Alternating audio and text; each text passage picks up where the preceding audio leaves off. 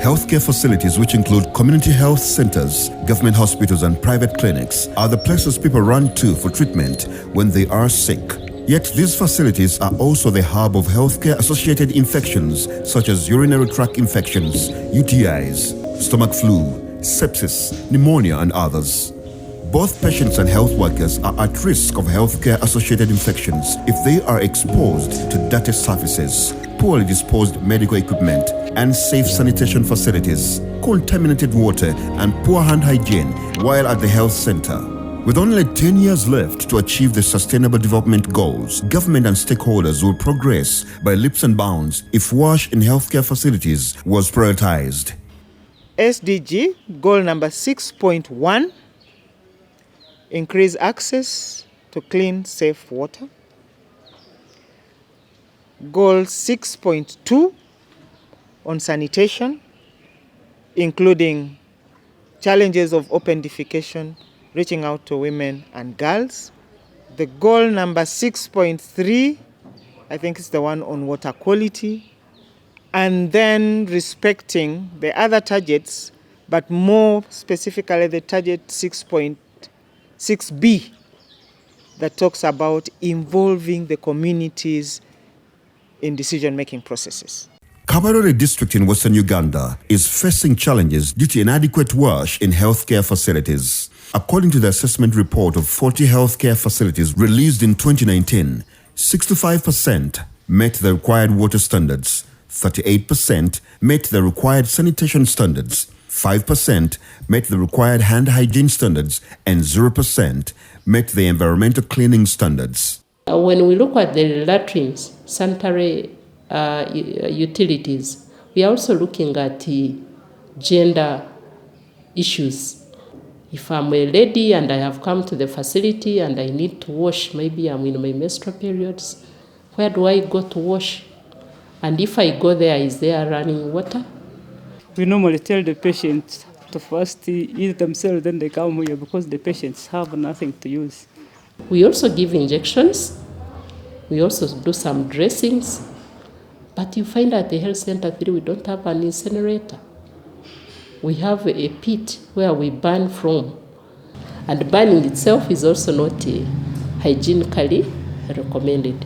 Ensuring adequate water, sanitation and hygiene services in healthcare facilities has a huge bearing to the prevention and control of infections within the hospital environment as well as in the community. This year, IRC, with support of the Hilton Foundation, has made interventions to improve sanitation, hand hygiene, and access to safe drinking water in 30 government healthcare facilities in Cabarole.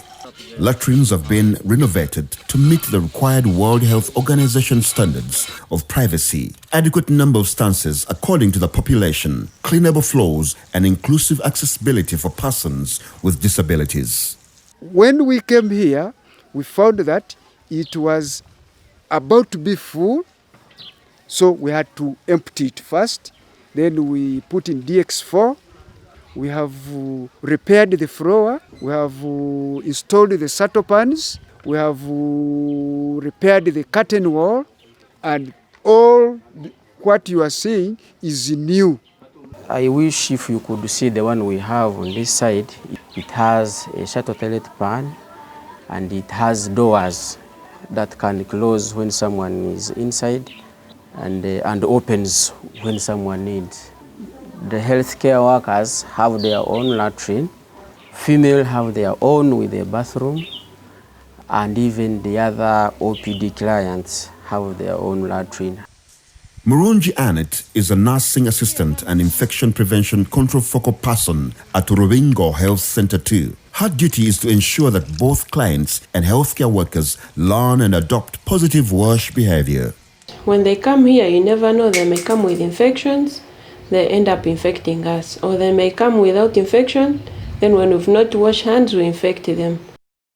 To improve efficiency of the healthcare workers, IRC partnered with CDC and Infectious Diseases Institute to locally produce and distribute alcohol-based hand sanitizer to all healthcare facilities in Kabarole district. By the time we had the first case of COVID-19 in the country, the district was well prepared in terms of WASH, especially in healthcare facilities. as all facilities within the district had alcohol-based hand sanitizer, and also their behaviors of hand hygiene had greatly improved. IRC has provided up to 60 drinking water stations to all 30 healthcare facilities, depending on the need and population served. They are designed to sieve water and maintain it in a clean covered container to make it safe for drinking. Despite the interventions made so far, some challenges persist. We don't have tap. We have the tank, whereby if rain has not come, we have to fetch from the borehole, and it's very far. Some community members take long to comply with the hand hygiene practices. For me, I appeal to Ministry of Health to recruit, to retain, and to really budget for staffing, more staffing for healthcare facilities.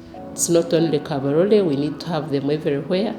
So I'm calling upon partners like IRC, IDI, and the rest that let's join hands and upgrade our facilities and make them user-friendly. And then my last appeal